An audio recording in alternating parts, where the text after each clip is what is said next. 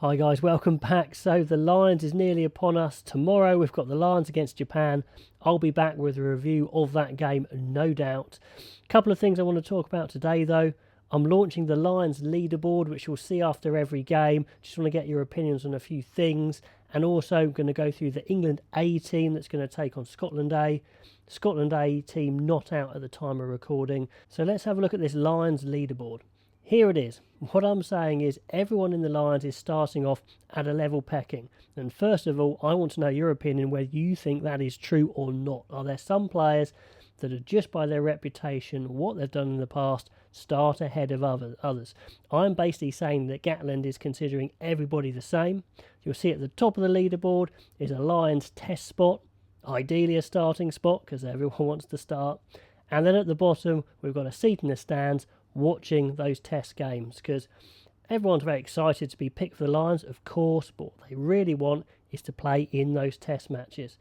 Now, take Tyg Furlong, for example, a good example of this. Maybe someone like him should start ahead of the others. Maybe they shouldn't, maybe they are.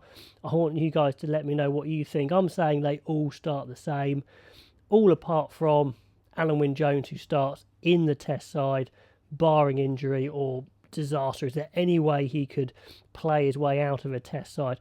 I don't know, being the captain. Now, you've noticed there, I don't have Tyg Byrne. I've put him into the flanker slot. He's playing flanker against Japan. I thought he was more of a flanker than a second row in this squad, even though he's down as a second row. And until I see otherwise, he's going in that flanker slot. Those four flankers, especially when you look at those four, he's an obvious six, maybe Tom Curry potentially. Apart from that, you're going to have to start dropping down either second rows into six or number eights up into six, which is possible, but that's the way I'm doing it. Let me know if I should organise it differently. I think there's three out-and-out number eights.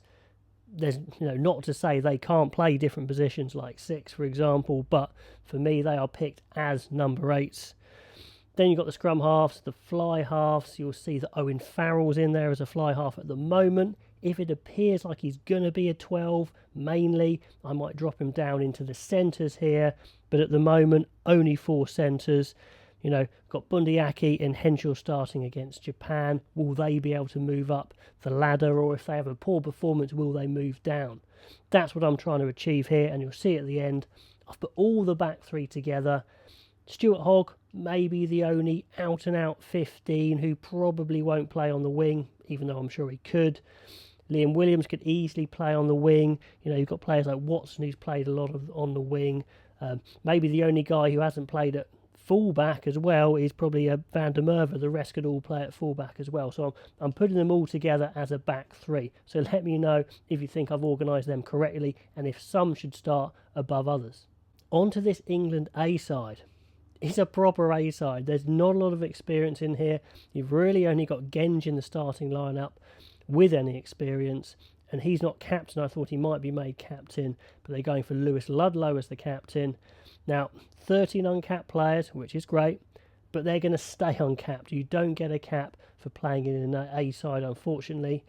It does give you a good shot window to show Eddie Jones what you can do, although certainly a number of these guys aren't going to be sticking around for those full test matches to come. Anyway, looking at that front row, one of the top five guys I'm watching very carefully is Joe Hayes. I think he's got a lot of potential to be the next big tight head for England. In the second row is a bit interesting. Wells and Ewells, both high quality players. Are they the future of England in the second row? I just don't think so, I'm afraid. As well as they've played, as well as Wells has played this year. 27, I know he's still got years left in him, but I just don't think they're the future, but they'll definitely be solid for this team. In the back row, another of my top five to have a look at is Ben Curry.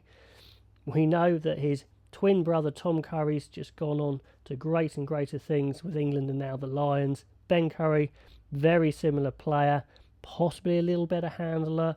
I'd say he's probably a bit more upright in the tackle and maybe not quite as thick set yet. So maybe he has to improve his physicality and his carrying at international level. But really interested to see if he can get up to the level of his brother. Callum Chick at 8, having a go at 8, probably is the main 8 in that squad. I had put Hill in there. Has Chick got the potential to become a top international 8? I don't know, so I'll have a look at that for sure. One of the guys I'm watching very carefully is Harry Randall. I think he could control the team incredibly well at this level, so let's see. Same with Umaga, great opportunity for him. He's got a lot of competition in his spot. You know, this squad is going to change. The likes of Smith, maybe Joe Simmons are going to come to it as well. So this might be his only chance to play in this summer series for England. The centres is very interesting as well. Dan Kelly's another on my watch list, mainly because we need 12s. He's a good 12, still incredibly young, but I want to see if he's got the potential to make it. Alongside Lawrence, it's a hugely exciting and young midfield. Then in the back three, Malins is the quality on the wing, as he can play everywhere, fullback. He's got all the skills as well. He'll be very useful for the two youngsters. Radwan, the try-scoring machine from Newcastle. And then Freddie Stewart, the big, rangy fullback from Leicester. All the talent. Looking forward to see how he acquits himself. And onto the bench, you can see fairly inexperienced front row replacements. The main point of interest is they've got Ted Hill there, looking like he's second row cover. He has played second row for Worcester. He's about 6'5", he's a big lad. Is it just for this game that he's second row cover? Or could it be that may be a long-term ploy? Could he be a second row for England, a bit shorter, but maybe certainly a big ball carrier? Him and a Toje, could that be a potential pairing? I hadn't really considered that. I was thinking in more of a big six, or is it just a one-off? Then Ludlam, who had really good World Cup coming back into it. Robson, and then Furbank, who looks like he's covering 10, 15 and 13. He is definitely skillful enough to do that. And then Thokanasiga getting a chance back on the bench. Let's see if he can make it onto the pitch and impress. So let me know what you think about that team, guys. Let me know what you think about the Lions leaderboard, and I'm definitely going to catch you after the Lions-Japan game tomorrow, and I'll see you next time.